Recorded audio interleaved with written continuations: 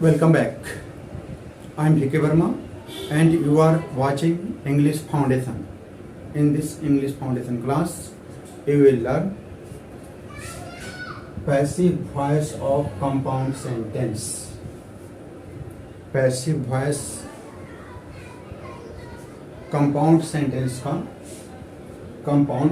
का कैसे बनाया जाता है, इस सेंटेंस को हम लोग इस क्लास में समझेंगे। इसके पहले मैं बता दूं कि ये क्लास नंबर 11, ये 11वीं क्लास है। इसके पहले 10 क्लास हो चुका है। जो लोग वो 10 क्लास को अटेंड नहीं किए हैं और जो लोग टेंस के क्लास को नहीं समझे हैं, उन लोगों को ये क्लास समझ में नहीं आएगा। इसलिए यदि इसको समझना चाहते हैं तो इस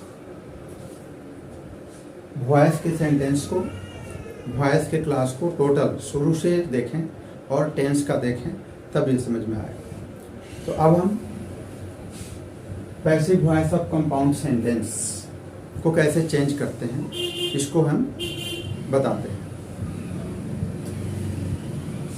ये 11वीं क्लास है, एक और क्लास हो सकता है। तो अब हम सेंटेंस पर आते हैं। Passive voice of compound sentence. Compound sentence के बारे में आप लोग जानते हैं। कंपाउंड सेंटेंस में दो क्लॉज होते हैं और कंपाउंड सेंटेंस को जब हम चेंज करते हैं, एक्टिव से पैसिव में चेंज करते हैं, तो दोनों सेंटेंस को चेंज किया जाता है। ये ध्यान रखना है। यदि दोनों सेंटेंस को चेंज नहीं किए तो हमारा सेंटेंस गलत हो जाएगा। अब हम सेंटेंस पर आते हैं। देखिए, he played cricket and he wrote a letter. दो सेंटेंस हैं जो कि एंड से जुड़ा हुआ है। He played cricket and he wrote a letter. And से जुड़ा हुआ है। दूसरा sentence, he did hard work so he passed the exam। ये भी दो सेंटेंस है। एक सेंटेंस ये है, एक सेंटेंस ये है। तीसरा, Ram was playing cricket and Shyam was writing a letter। इसमें भी दो सेंटेंस एंड से जुड़ा हुआ है। He did not call us but I helped him। एक सेंटेंस, दो सेंटेंस। तो ये जो सेंटेंस है कंपाउंड सेंटेंस है। तो अब इसको हम जब चेंज करेंगे तो दोनों सेंटेंस को चेंज करेंगे। He played cricket and he wrote a letter। इसमें ध्यान देना है, सेंटेंस को सबसे पहले पहचानना है कि सेंटेंस कौन सा है। सेंटेंस है he played। He and played के बीच में कोई भी एक्सिलरी वर्ब, कोई भी सहायक क्रिया नहीं आए और ये वर्ब का सेकंड रूप है, तो ये पास्ट इंडेफिनिट सेंटेंस हो गया। And he wrote a letter. He and wrote के बीच में कोई भी एक्सिलरी वर्ब नहीं है, तो ये भी पास्ट इंडेफिनिट सेंटेंस हो गया। तो अब हम कौन सा एक्सिलरी वर्ब, कौन सा सहायक क्रिया यहाँ यूज करेंगे जब हम एक्टिव से पैसिव वॉइस बनाएंगे।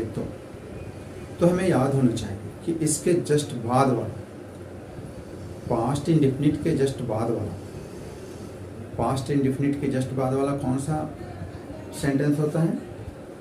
Past continuous. तो पास्ट कंटिन्यूअस में जो सहायक क्रिया, जो एक्सिलरी वर्ब यूज होता है, उसका यूज करेंगे।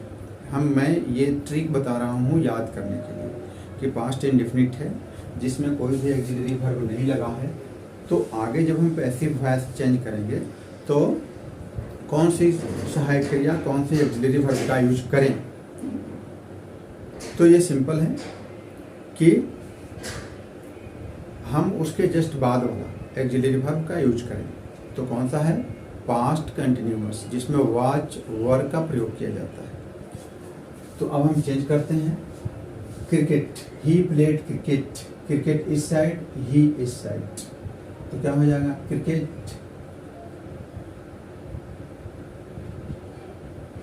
Cricket watch, cricket watch. Passive voice में वर्ब का हमेशा तीसरा रूप, cricket watch played, cricket watch played by him, he हो जाएगा हिम, जब यहाँ पर आएगा चेंज होके तो हिम हो जाएगा, उसके पहले बाय का प्रयोग होगा। Cricket watch played by him, cricket watch played by him and जेम करते हो रहेगा, एंड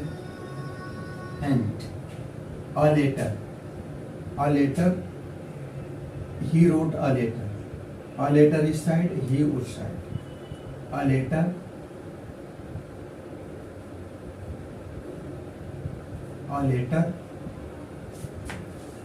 watch, ये भी पास्ट इंडेफिनिट सेंटेंस है, a letter watch written by him, he बन जाएगा him, full stop. Second sentence he did hard work so he pass the exam, ये भी पास्ट इंडेफिनिट टेंस है, इसमें भी हम वाज वर्क का प्रयोग करेंगे, तो क्या बन जाएगा वर्क, द वर्क, वर्क इस साइड, ही उस side, the work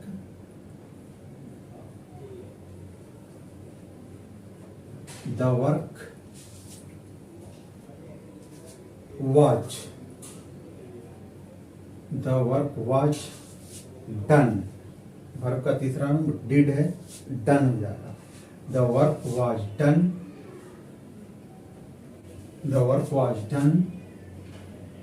by him, the work was done by him, show बन जाएगा and, the work was done by him and the exam इस साइड, ही उस side, the exam was passed by him।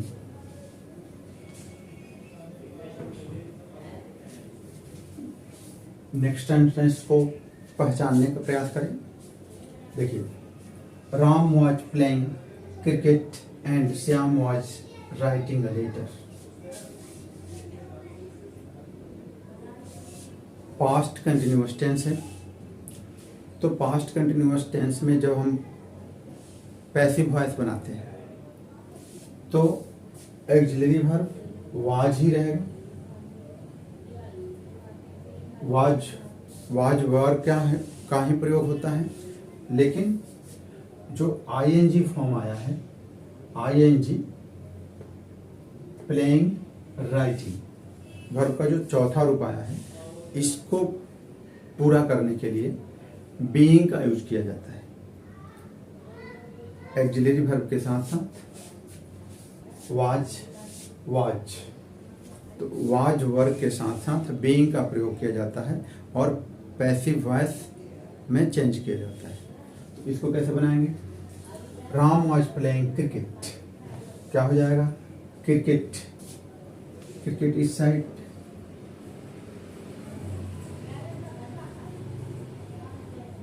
Cricket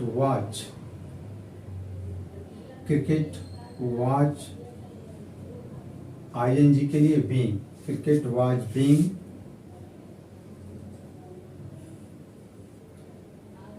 playing, verb का तीसरा रूप हो जाएगा played, ING खत्म हो गया, बीइंग बन गया, cricket was being played.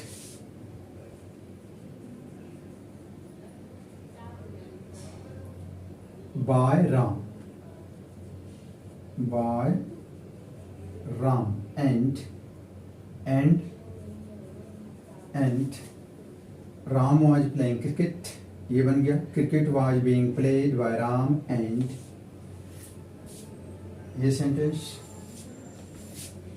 Shyam was writing a letter,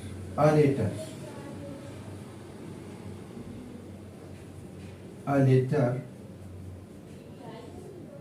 was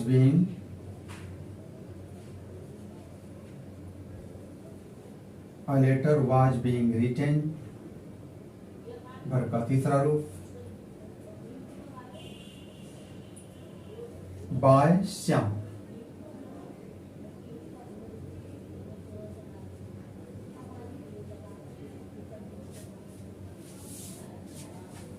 तो सेंटेंस बन गया Ram was playing cricket and Shyam was writing a letter, ये हो गया cricket was being played by Ram and a letter was being written by Shyam, he did not call us but I helped him, he did not negative sentence, he did not call us but I helped him, negative sentence past indefinite का was verb का प्रयोग करेंगे, past indefinite है was verb का प्रयोग करेंगे और sentence को बनाएंगे। अस क्या हो जाएगा वी, अस इस साइड आएगा वी के साथ हम क्या लगाते हैं वाज वर्ब का प्रयोग करते हैं, वी वर, चूंकि सेंटेंस नेगेटिव है तो वर्ब में नॉट का प्रयोग करेंगे, we were not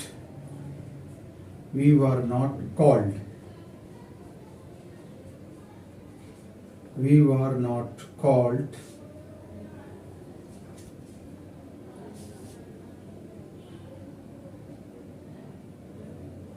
we were not called by him but ये सेंटेंस है he did not call us,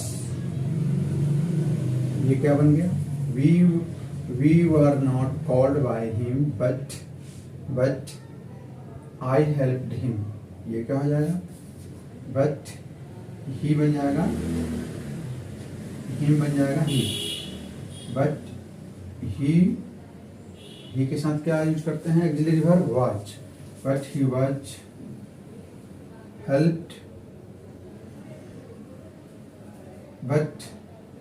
helped by me. अब हम passive voice of complex sentence, passive voice of complex sentence, इसको समझते हैं कैसे बनाते हैं और इसका रूल क्या होता है। इसके रूल को समझना जरूरी है, यदि रूल हम नहीं समझे तो हम इसमें गलतियां करेंगे। तो देखिए passive voice of complex sentence के रूल नंबर 1, इसमें दो क्लाउज होते हैं, principal clause and subordinate clause. इस सेंटेंस में passive voice of complex sentence में दो clause, principal clause and subordinate clause, यानी एक मेन सेंटेंस एक डिपेंडेंट सेंटेंस। दूसरी rule number 2, principal clause passive voice. Complex sentence में जब हम पैसिव वॉइस चेंज करेंगे तो ओनली प्रिंसिपल क्लाउज का ही पैसिव वॉइस चेंज किया जाता है, ओनली प्रिंसिपल क्लाउज का पैसिव वॉइस चेंज किया जाता है, सबऑर्डिनेट क्लाउज का पैसिव वॉइस में चेंज नहीं किया जाता है। Rule number 3, Rule number 3. If there is no object in a principal clause, then subordinate clause used as all object. यदि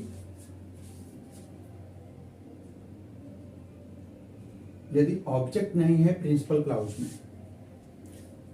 क्लाउज में यदि ऑब्जेक्ट नहीं है, ऑब्जेक्ट का लोप है, ऑब्जेक्ट गुम है, तो उस केस में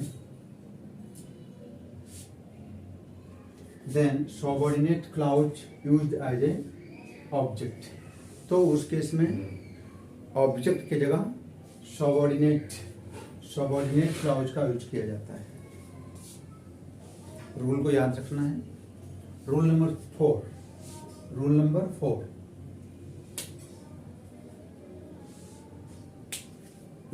4 है, if there is object in principal clause, यदि ऑब्जेक्ट है प्रिंसिपल क्लाउज में, then subject of principal clause will be hidden.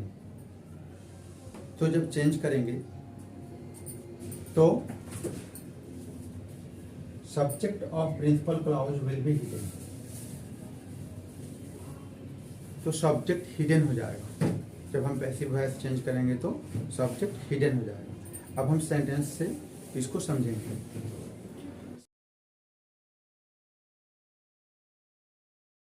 Sentence देखिए, ही सेड जो है प्रिंसिपल क्लाउज है और इसी को पैसिव वॉइस में चेंज किया जाता है। Subordinate clause that Ram would pass, he said that Ram would pass, इसमें principal clause he said, but यहां ऑब्जेक्ट नहीं है। तो अभी हम लोग नियम में पढ़े हैं कि जब ऑब्जेक्ट नहीं होता है तो सबऑर्डिनेट क्लाउज ऑब्जेक्ट का काम करता है। Subordinate clause that Ram would pass, ये ऑब्जेक्ट हो जाएगा और इसको हम प्रिंसिपल क्लाउज को हम चेंज करेंगे। तो ऑब्जेक्ट जब चेंज करेंगे तो ये दैट राम वुड पास, ये सबसे पहले होगा। That Ram would pass, that Ram would pass,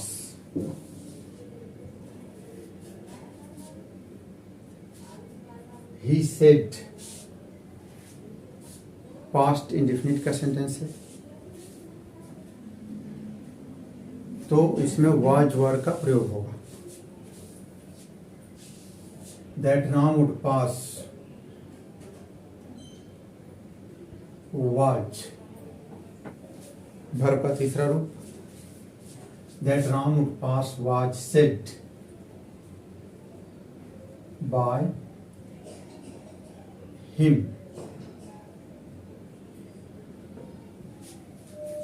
यहां जब ऑब्जेक्ट नहीं है, जैसे रूल में हमने पढ़ा ऑब्जेक्ट नहीं है तो सबऑर्डिनेट क्लाउज ऑब्जेक्ट की जगह आ जाता है। तो ये जो सबऑर्डिनेट क्लाउज है ये सबसे पहले आ गया। That Ram would pass, he said past indefinite sentence है तो वाज वर्ब का प्रयोग होगा। तो that Ram would pass was said bye him. अब सेकेंड सेंटेंस को देखते हैं।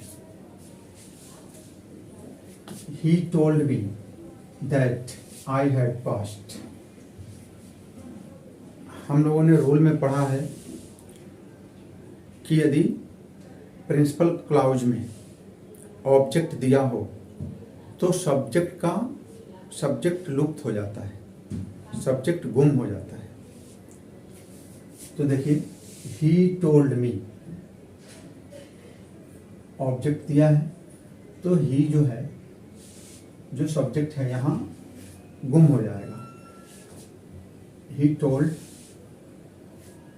पास्ट इंडेफिनिट का सेंटेंस है तो वाज वर्ब का प्रयोग करेंगे तो क्या हो जाएगा, आई सबसे पहले आ जाएगा। आई के साथ क्या यूज करते हैं, was. I was told, verb का तीसरा रूप, I was told, I was told by him, he him, by him लिखना जरूरी नहीं है। जैसे अभी हम लोगों ने नियम में पढ़ा कि यदि ऑब्जेक्ट दिया हो तो सब्जेक्ट साइलेंट हो जाता है, हिडन हो जाता है। तो क्या हो जाएगा, आई was told that I had passed, I had passed, I was told that I had passed. ये प्रिंसिपल क्लाउज है, ये सबऑर्डिनेट क्लाउज है। सबऑर्डिनेट क्लाउज ज्यों का त्यों रहा, चेंज नहीं किया जाता है। That I had passed, but यहाँ चेंज हुआ, आई वॉज टोल्ड बाय हिम होना चाहिए, लेकिन एज पर रूल नहीं आएगा, हिडन हो जाएगा। तो I was told that I had passed. Next sentence, I shall talk to him if he comes.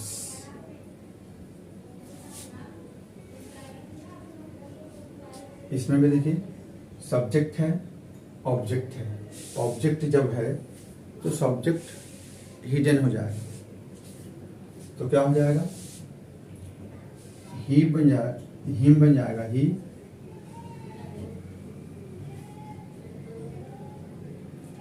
I shell future indefinite है, तो इसके बाद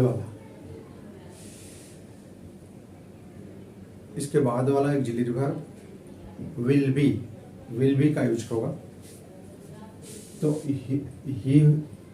ही साइड आएगा, he will be talked,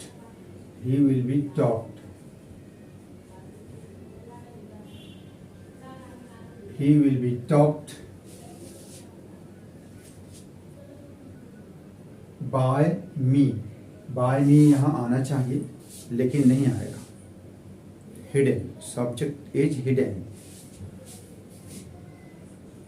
He will be talked if he comes. I shall talk to him. Principal clause ही passive voice में change हुआ। Subordinate clause ज्यों का त्यों रहा। नेक्स्ट सेंटेंस को देखते हैं, When I reached there, he called me. इसमें प्रिंसिपल क्लॉज ये है, he called me, ये चेंज होगा, ये सेम वैसा ही रहेगा। तो when I reached there, when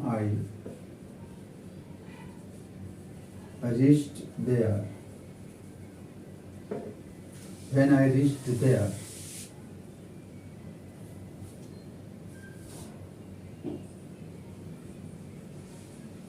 he called me। Subject भी है, ऑब्जेक्ट भी है, तो सब्जेक्ट ही साइलेंट हो जाएगा, हिडन हो जाएगा।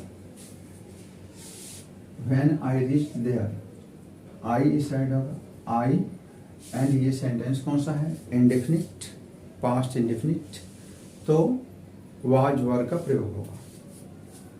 When I reached there, I was called by him होना चाहिए लेकिन नहीं होगा, as per rule. When I reached there, I was. अब हम लोग passive voice of causative verb को समझते हैं, सीखते हैं।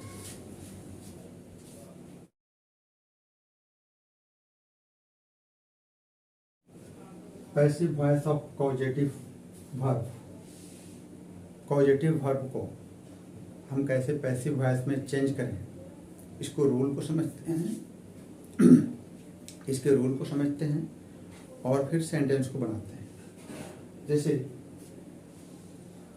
इसका जो स्ट्रक्चर होता है कॉजेटिव वर्ब में, सब्जेक्ट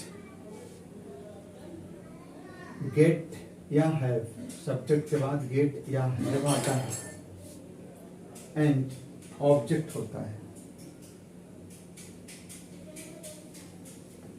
एंड प्लस V3 होता है, प्लस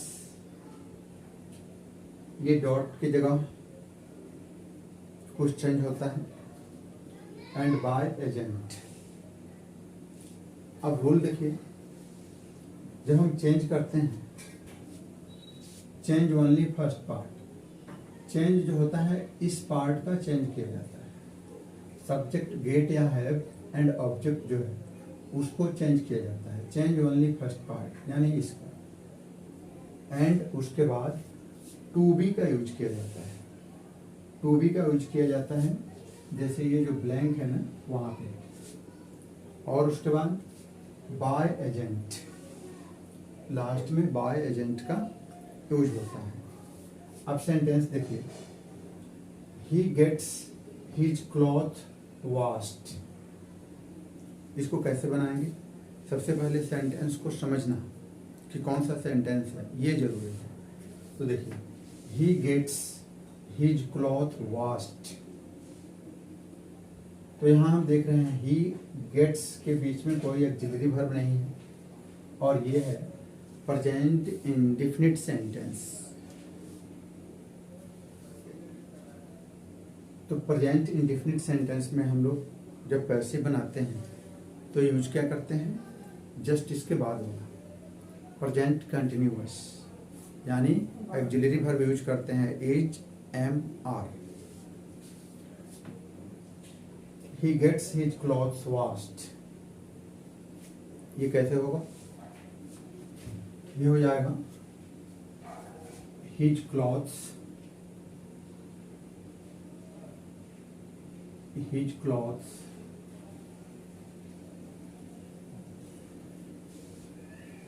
EJM R का यूज करते हैं, तो यहाँ पर हम करेंगे R का यूज, his clothes are। अब वर्ब कौन सा यूज होगा? हिज क्लॉथ्स आर, गेट बन जाएगा वर्ब का तीसरा रूप। His clothes are got, his clothes are got to be, यहाँ पे his clothes are gots to B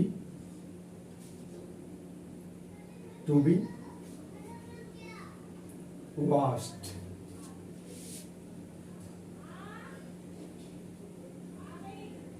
and last में बाय एजेंट, क्या हो जाएगा? By him.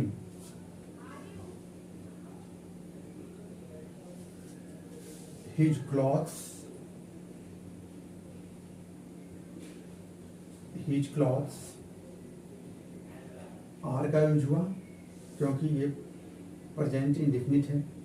His clothes are got, get बन गया गॉट, वर्ब का तीसरा रूप। His clothes are got and to be washed, इसका यूज हुआ। His clothes are got to be washed by him. अब इसमें ये रहा एक पार्ट, दूसरा पार्ट में थोड़ी सी चेंज होती है। वो चेंज क्या होती है यहाँ ध्यान देना, रूल में चेंज होता है। दूसरा पार्ट में रूल होता है subject make couch dot dot to object and V1। जब हम चेंज करते हैं, रूल क्या है, जब हम चेंज करते हैं तो change only first part. Passive voice change करते हैं तो ओनली फर्स्ट पार्ट का चेंज किया जाता है, यहाँ से यहाँ तक का चेंज किया जाता है। एंड टू, यहाँ तो टू बी का यूज किया गया था, टू बी का, लेकिन यहाँ पे टू का यूज किया जाता है।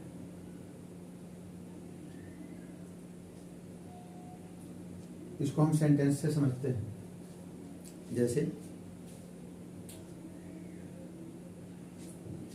टू का यूज किया जाता है, फिर ऑब्जेक्ट होता है, फिर V1 आ जाता है।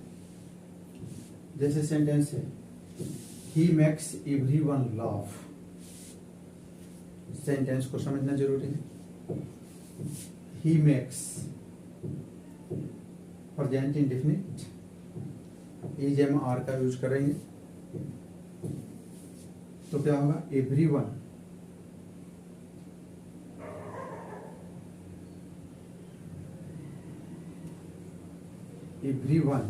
Everyone is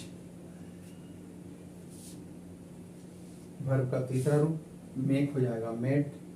everyone is made, everyone is made to laugh. Verb 1, everyone is made to laugh. Verb 1 का ही रूप होगा, यहाँ पर वर्ब 1 का ही रूप होगा। Everyone is made to laugh by him.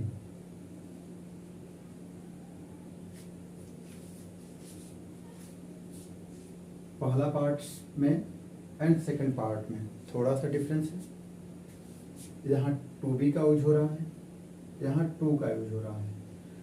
यहाँ V3 का यूज हुआ है, यहाँ V1 का, यहाँ V1 का यूज हुआ है। ये ध्यान रखना। ही मेक्स एवरीवन लाफ, ये हो गया। Everyone is made to laugh by him. यहाँ V3 था, यहाँ भी V3 रहा, यहाँ V1 है, यहाँ भी V1 रहा। यहाँ टू भी यूज हुआ, यहाँ केवल टू का यूज हुआ।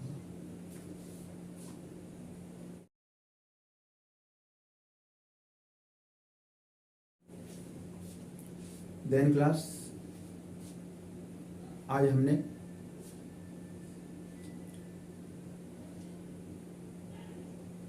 Compound sentence, complex sentence and causative verb sentence को एक्टिव से पैसिव कैसे बनाते हैं, इसको सीखा। फिर अगले क्लास में मिलते हैं। Thank you for watching this class.